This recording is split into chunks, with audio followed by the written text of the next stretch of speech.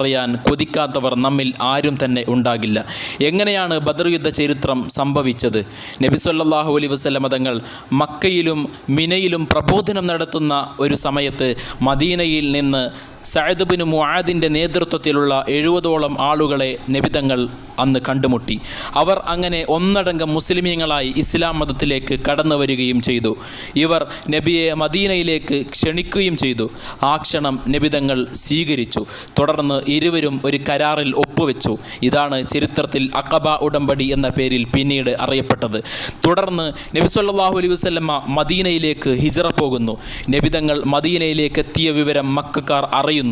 മക്കക്കാർക്ക് യമനിലേക്കും ഷാമിലേക്കും കച്ചവടം നടത്തണമെങ്കിൽ മദീന വഴിയാണ് പോകാൻ കഴിയുന്നത്. ഈ വഴിക്കുള്ള കച്ചവടം മുടങ്ങിയാൽ 2.5 ലക്ഷം ദീനാർ വാർഷിക വരുമാനം നഷ്ടപ്പെടുക തന്നെ ചെയ്യും. നബി തങ്ങൾ മദീനയിൽ എത്തിയാൽ തങ്ങൾക്ക്